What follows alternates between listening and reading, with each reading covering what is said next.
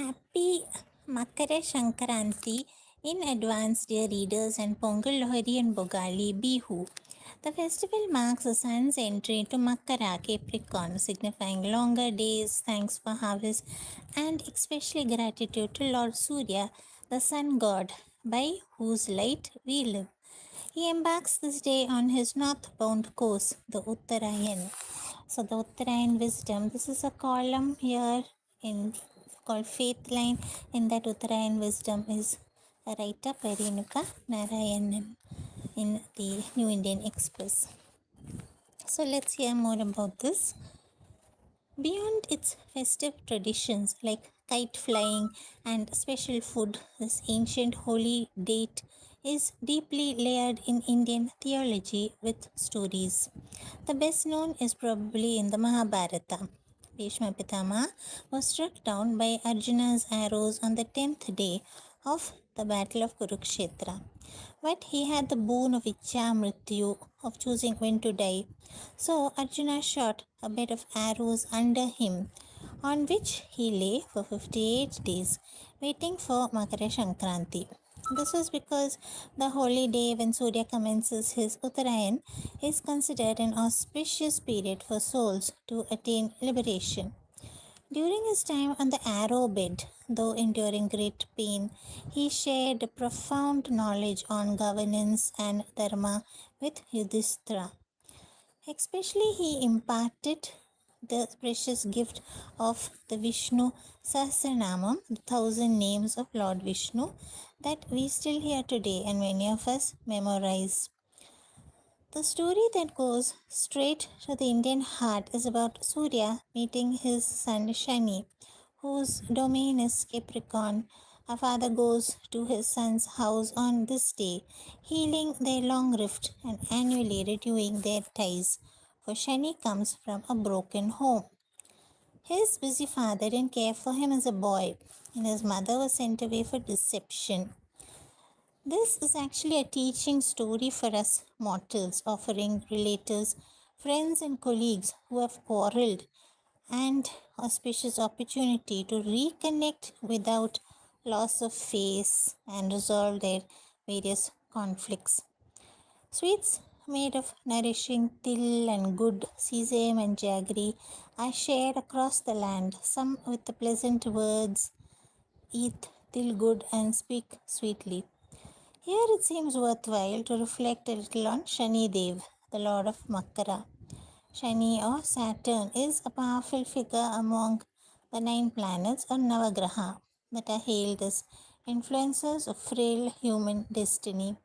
He is a deity of karma, justice, time, and retribution, and delivers consequences according to one's attitude and behavior. Ego revolts him. A story has it that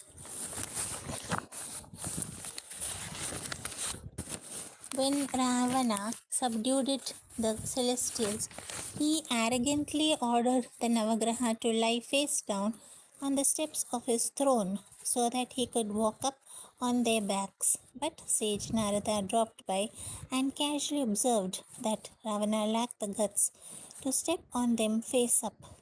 Ravana fell into the trap and told the Navagraha to turn over. They did, and Shani glared at him with the full force of his malefic gaze.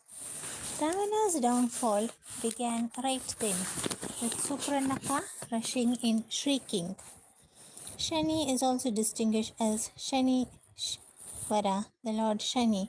Ishvara is a name reserved exclusively for Lord Shiva. So, how did that happen?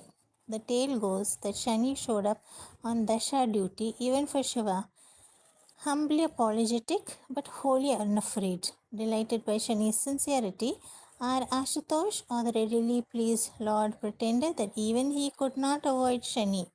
He hid inside a Rudraksha on Parvati's neck for a token 7.5 Narigai or Ghadi units of 24 minutes and blessed Shani forevermore with the title Shanishwara.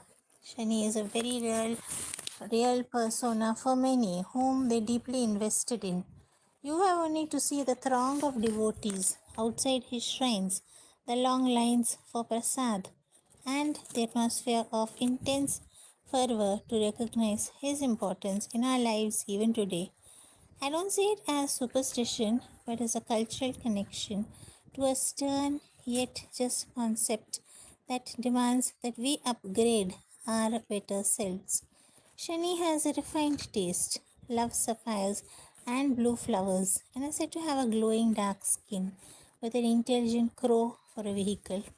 So plaintiffs often wear black or dark blue clothes on Saturdays and give away black sesame, iron black cloth and dark oils like mustard and gingerly in an offering. However, I wonder if people know how sad it is to give money to beggar children asking for alms in Shani's name on Saturdays. They're innocently inviting us to transfer our bad luck to them as if they were not wretched enough already. When told about this symbolism, I decided not to dump my woes on others symbolically, but to responsibly try to work off my prarabdha or ongoing karma myself with a prayer to God to accept my effort. The name Shanishchara means slow moving. His Sade Sati is dreaded, the long 7.5 years of bad luck called Shani Dasha or Shani's phase that is believed to afflict every person at some point.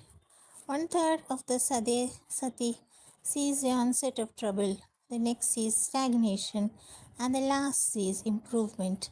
However, Shani Dasha is actually a huge window of opportunity for spiritual growth by making that extra effort to be kind and good, because that's what really moves him and lessens our troubles. Is also the cheerful conviction that Shani gives our horoscopes a parting kick towards good luck. Turns out the stern lord of Makare is a big softy and underneath, brimming with sympathy for flailing humanity, for he knows a lot about bad times through experience. He encourages us to resolve quarrels, expel toxicity, and be nice to others as a bright new season begins. These are his very personal messages to us, embedded in Makara Shankranti.